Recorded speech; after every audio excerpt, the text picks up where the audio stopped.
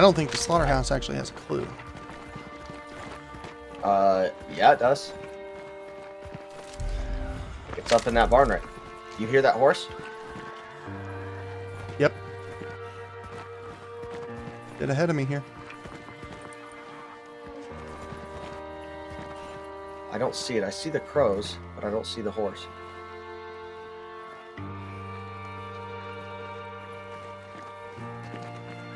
Did you see the horse?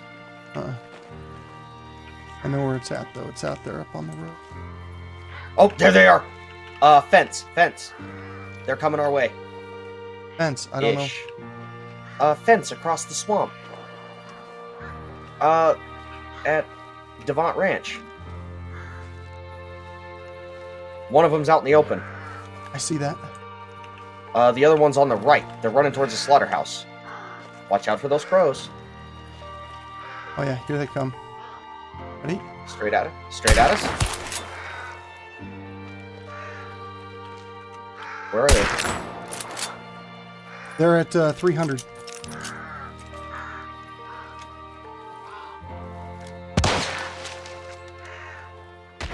Oh shit!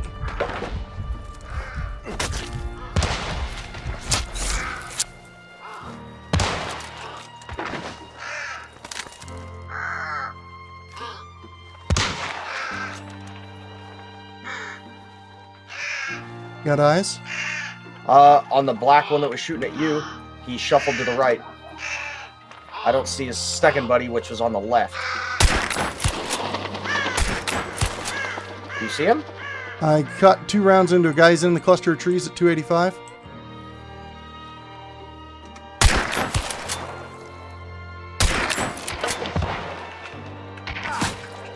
They hit me again. You got one. One guy's down.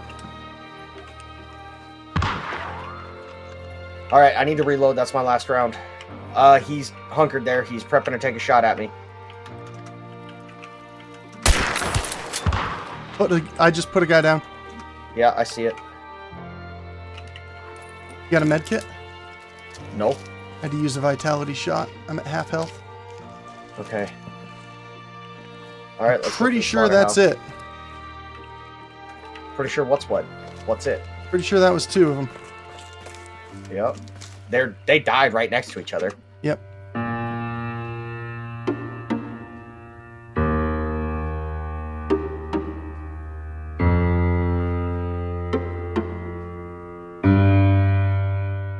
What's going on, guys? It's Wally with the Misadventures here.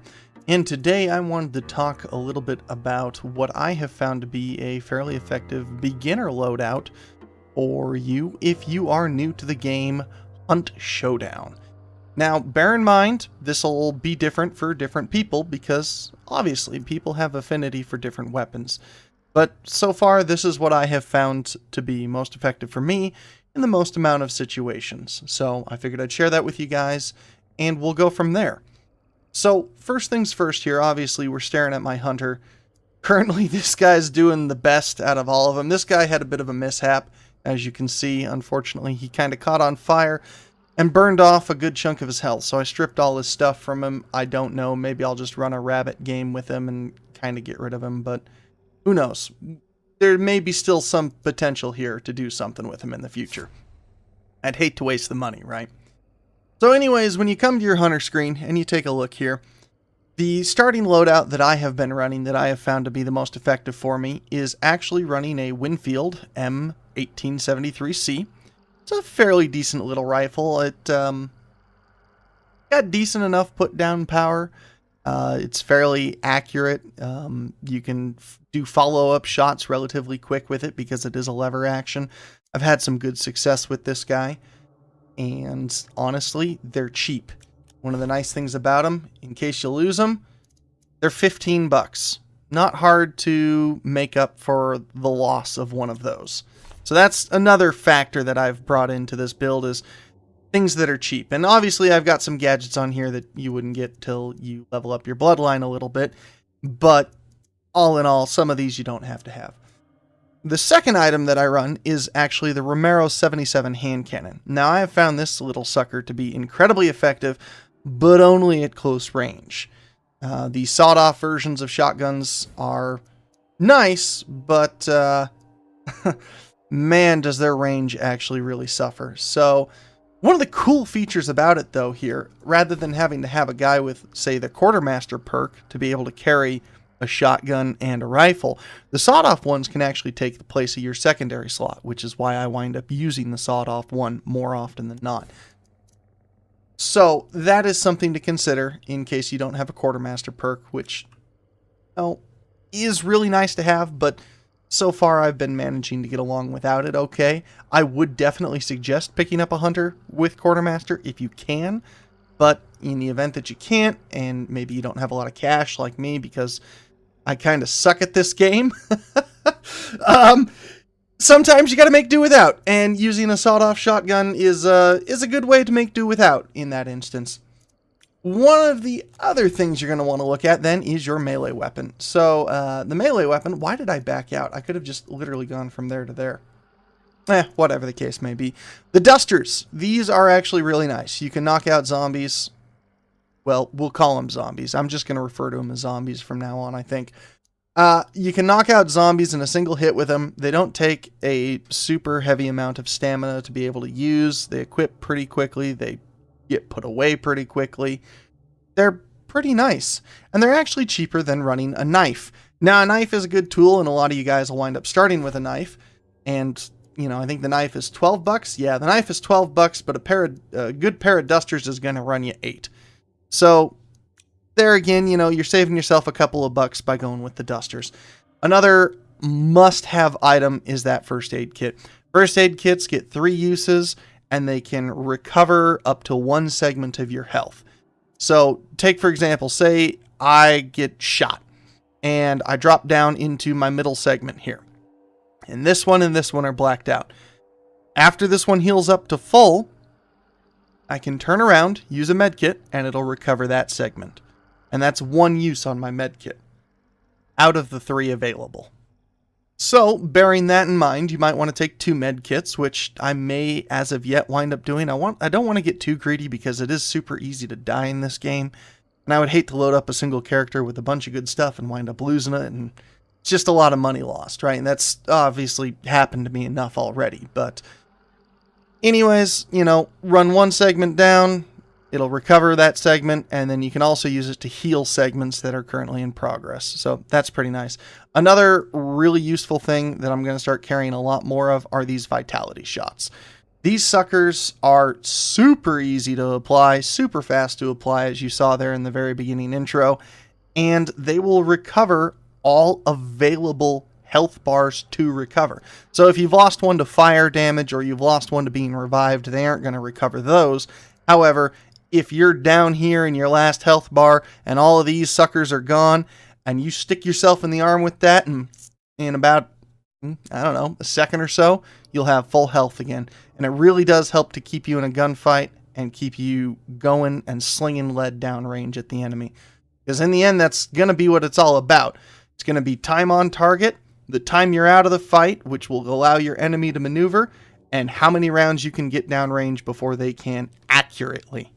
So, I've got an antidote shot on him right now. This totally isn't necessary. I was just running this for screwing with the spider, so you know what? Don't even pay attention to that. That shouldn't even be on the build. There you go. So, that right there is kind of my beginning hunter build. And the way I've looked at it right now is I'm running a 50 health, and 2 25s. I'm going to do some experimenting with it and see if that pans out to be the most effective way to run a character or not. It might be more beneficial to run 3 chunks of 50, but the way I was kind of looking at it is this. If I get downed, which is more than likely going to happen, losing a 25 health slaughter due to a revival process isn't as bad as losing a 50. Due to the simple fact of 25 health slaughters cost you 3 upgrade points, whereas 50s cost you 7. So you get the same amount of health, just at 1 less point, and it's segmented. So if I bleed this off, or if I get damaged past that, I won't naturally recover that last bar. It'll be only in this bar. But, you know, that's why you carry medkits. So, in effect, it kind of does pay for itself. It's a gamble, right? It's whether or not you think that you will have the time to heal yourself adequately, or whether you're not going to be having those materials to heal yourself up, or whether you think you're going to get downed. And in my instance, I think I'm going to get downed, so I'm going to go with the most amount of revives that I can possibly do. So, and earlier, I mentioned Quartermaster. Quartermaster is a trait that just allows you to equip two-handed weapons, or excuse me, as it is written, you may equip a two-handed weapon as a sidearm. And so that would allow me to take, for example, in that secondary slot, maybe throw on another Winfield. Why I would run 2 Winfields, I don't know. It would stack my ammo because they use the same ammo type, but then you just kind of short yourself a weapon. And a shotgun is a must in this game. I have found shotguns to be incredibly effective, especially early on. For PvP purposes, they're great. You don't have to ADS quite as much as you would with, say, the Winfield or one of the revolvers. They've got a good spread pattern. They've got a good hit and punch. You can usually knock out most guys in one hit with them. And if you can't, you should be able to clean them up fairly fastly then with your primaries or secondaries, or, your melee even. So, anyways, looking at a hunter that you should kind of buy in the very beginning, let's take a look here. My general rule of thumb is I try to go for guys that are cheaper. In the beginning, I was buying the guys that were really expensive, and that was a mistake. I should have never done that. I should have stuck with guys that were a little bit on the cheaper end and used some of the cheaper gear and just sort of gone from there. And oftentimes what I'll do is I will buy guys that I think have nice gear that I won't necessarily use for the time being, because I will tag out loadouts. So if you look at this guy here, I was kind of looking at him, Ranger James Harris. He's got 2 large health bars, which is really nice, because as it sits right now, the only way to turn these 2 into a 50 that I'm aware of, I would have to burn that off. I would have to go into a match and either purposely catch myself on fire and then extract, or do something bizarre of the sort to get rid of those 2 health bars. I haven't found anything. If you guys know of any way to do that, please leave a comment down below. I'd love to know. The more I learn about this game, the better, and the more fascinating it is to me. I think it's a pretty well put together game.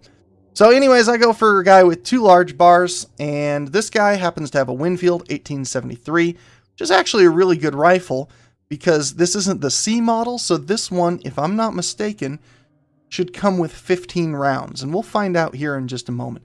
I think it's got a 15-round magazine. And then it's got the Nagant Brawler, which is really nice because you have a set of knuckle dusters built into your pistol.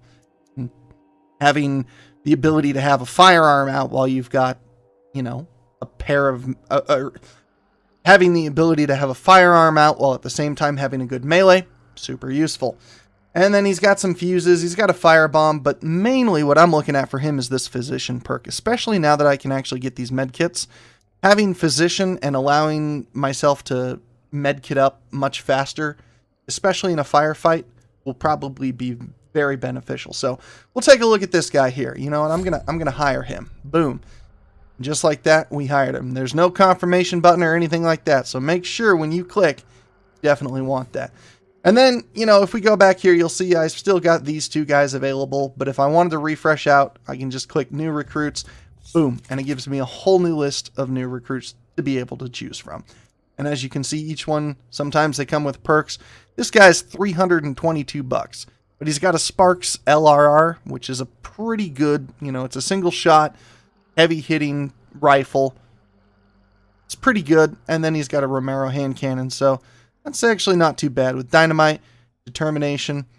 But you know what? I bought a guy like this in the very beginning, and especially in the very beginning, if you wind up buying these expensive guys, you're just going to lose them. And in effect, $50 for a Winfield and a machete. Machete, by the way, is pretty awesome. I like it. Winfield and a machete will get you by a couple of matches. He might not have the best health loadout, but $50 versus $332, and you got to weigh the risks. You're probably going to die and lose either one of them. So would you rather lose $50 or $322? So it's pretty simple math there. And I wish I'd have thought about that early on, right? So Anyways, we'll go back. We'll take a look at this guy. And just as I thought, what do we got here? This is the Winfield. Yeah, right here. It's a 15 plus 1. So in the very beginning of the match, I've got 1 in the chamber and 14 in the tube. And I can reload that plus 1 to bring me 15 to the tube and 1 in the chamber with a spare reserve of 15. So that's actually a pretty good rifle. I probably won't wind up using that on this guy.